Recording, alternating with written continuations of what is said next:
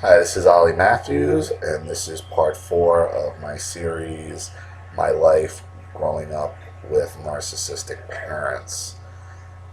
I read something today that kind of sparked some some memories that I wanted to talk about. I know in the last video I said I was going to talk about the baby boomers. Not ready to do that quite yet. Kind of wanted to tackle this because it really sparked some pretty profound memories. What it was somebody had written about graduations and the whole deal with the mother getting involved, going to a friend's thing, and just making it about themselves. And I could relate to that because everything was made about my parents. Like I came to despise my birthdays for two reasons, really. Um, the first, my mother ruining them because she only let me ever have one kid party, like at McDonald's, and like that. I remember that was like a breakfast party because it was cheaper, and she was just. And for some reason, she didn't like it, and that ended that. So the only type of parties I was allowed to have was like these family parties at her house, at their house, which meant they invited their friends, their family, my family. None of my like friends were ever there. They were always at night,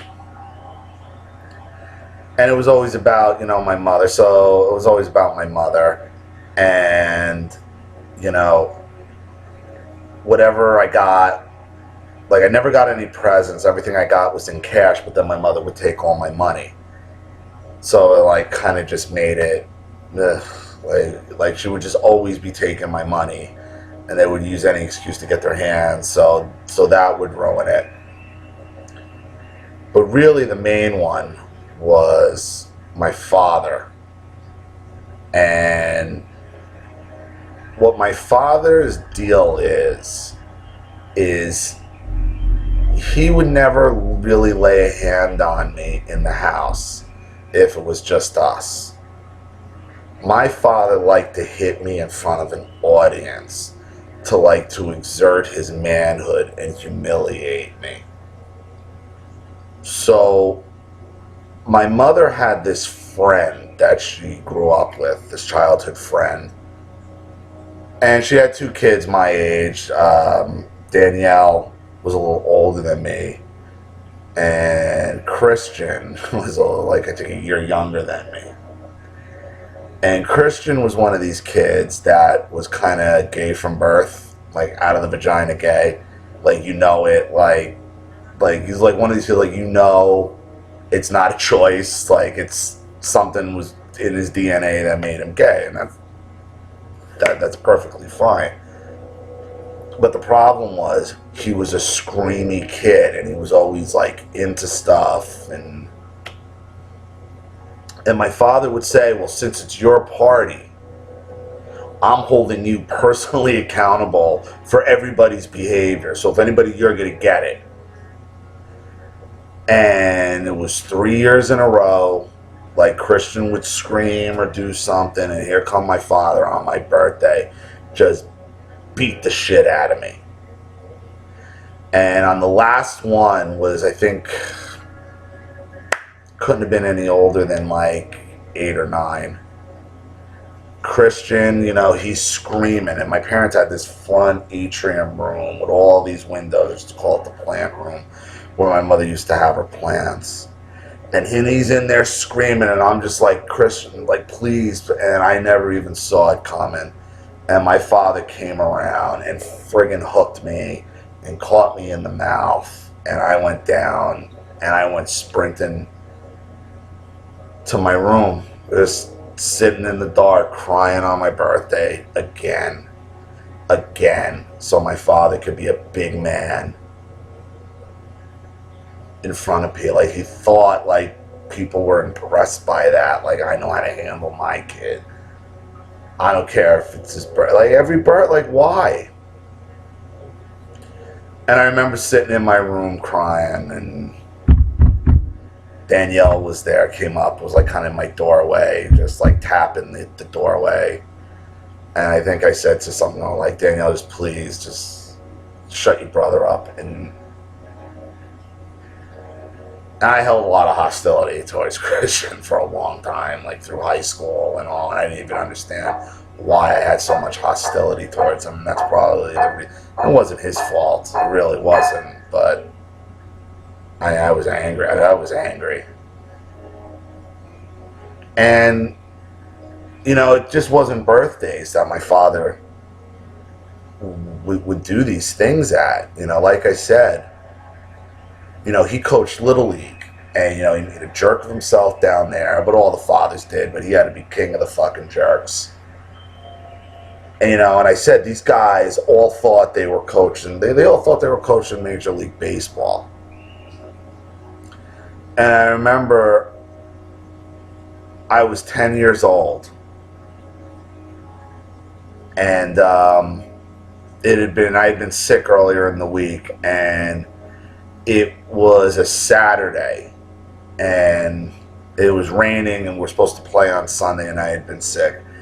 And my father and mother wanted to go to their friend's house who had kids my age, and we were friendly. We were friends, and we'd play. But my father was there like, oh, well, we're going to go here, but I don't want you going outside and playing with anybody because you got to pitch tomorrow. And I'm like, well, I'm 10. Like, what's the problem? And I'm like, fine. So the kids are outside playing, right? And we're sitting in the front room, which kind of like was like a patio. We're at this guy Mike's house, Mike Guido. And I hear, and I'm inside watching TV because I'm like, I can't go out because I'm sick. And one of my friends, kid Billy Walsh, like, Matt, open the door, I'm coming in. So I go to open the door, I open the screen, and just as I open the screen, all of a sudden, from out of nowhere, boom, a hand across my face, and I was wearing my baseball hat, I'll never forget this. Crack across the face, my hat goes one way, I go flying across the room the other way. And there's my father standing over me. And he grabs me and throws me into a recliner. He's like, motherfucker, I told you not to go out. So I'm like, I didn't go. I was just opening, like, and he starts slapping me again. He slaps me again. He's like, do you want, he's like, you're not gonna, he's like, you're gonna do what I tell you to do. And I can see my friends standing there watching it, and he knows they're watching it. And I remember the look, and I caught the look in Billy Walsh's eyes, and it was so sad. And that wasn't good. He's like, do you understand? And like, he was just trying to get me to like be his lapdog and to dominate me. And I'm like, yeah. And he goes, yes, daddy. And he's like, and I'm like, yes, dad. He's like, so your friends can hear it. The motherfucker then left the room. And I'm just there decimated and humiliated, crying. And I remember Billy picked up my hat. And he kind of just put it on my head. And like touched my arm, and he didn't say anything. He just left. You know, they just went back. And he brought everybody back in a couple minutes later. And they just never really brought it up again. That stuff happened repeatedly. And it's something that ran in his family, and I'm going to blow up my uncle's spot here, my father's brother. You know, when I was little, he used to have this train set in his basement. And I had two cousins, Kristen, who was about a year younger than me, and Kenny, who's about six years younger than me. He's about my brother's age. And when this happened, Kenny had to be like 3 or 4 at the time. And he went crawling under the trains. And my Uncle Kenny grabs him out. Uncle Kenny grabs little Kenny and like, just starts whacking him. My father's like, yeah, that's what he needs. Really? You fucking idiots. You fucking idiots. Dominating little children. Making everything about yourselves. Domination. And that's what my father liked to do. He liked to publicly humiliate you in front of people. He thought like that makes him a man. So that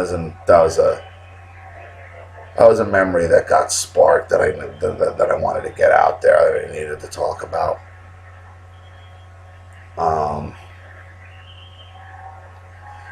It's amazing the things you suppress and you forget, and what kind of brings it back up.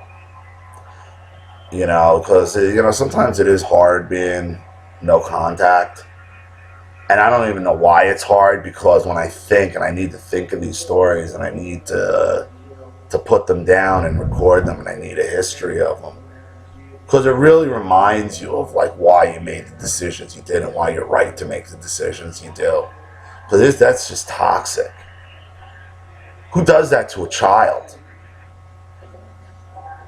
You know, what's your friggin' problem? Well, I know his problem. Unfortunately, I know his problem. Anybody who does that to a child, especially your firstborn son, has a problem with their own masculinity. And I know that all too well, because I'm, as my mother says, he's horrible in bed. And the fact that I know that should tell you, be a real clue of how fucked up I am.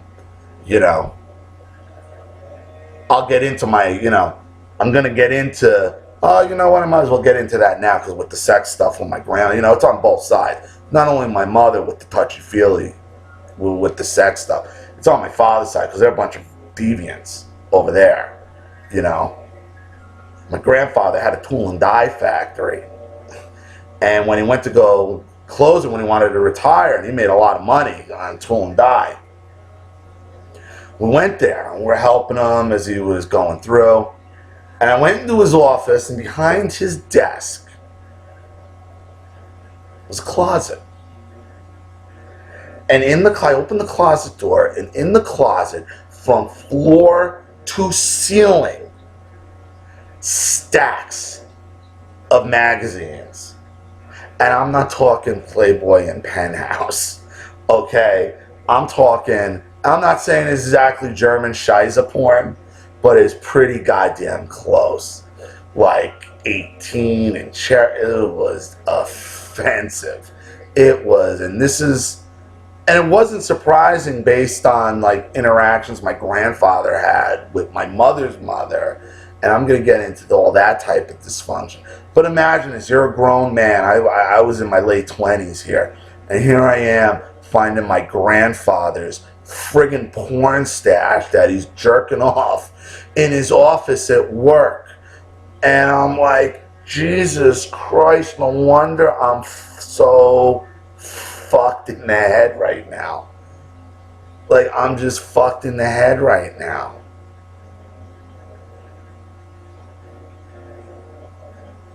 It's unbelievable the hands sometimes you get dealt. And these people find each other. Like, how are the odds of my mother finding my father? You know what? Pretty goddamn good. Because these people attract each other. So, you think back, well, what if they had, your mother and father? It was going to be another narcissist, no matter what. Whether you got 2 narcissists or 1 enabler, the one was going to find another enabler. So whether it was your mother or another father, if you got it was going to happen. It was going to happen because everything is controlled by wherever that narcissistic center is. Okay? So trying to sit back and wonder about what ifs, it's like, it's futile because it was going to happen. Because you're at the mercy of this narcissist. It's what you do about it now that's what's going to make the difference in your life. You know, are you going to continue to let these people victimize you? Are you going to continue to let your past drag you down? No. No. I deserve to have an identity. I deserve to figure out who the hell I am, what the hell I want out of life, because I never knew. And I never knew because I had to bury everything. It was horrible. So, well, that's my story for this video. I'm gonna wrap this one up. Needed to get some ranting off my chest. Feel a lot better. Feel free to subscribe, comment, video blog back. I'm looking to expand this maybe into a web show, a web channel on Ustream or something like that, where people can webcam in, call in, share stories, you know, and see where we could take it from there. Because I think the more people out there talking and sharing, you know, the better the support system for everybody, the sooner we start feeling better and really start living our lives. Thanks for watching, and I'll see you real soon. Bye.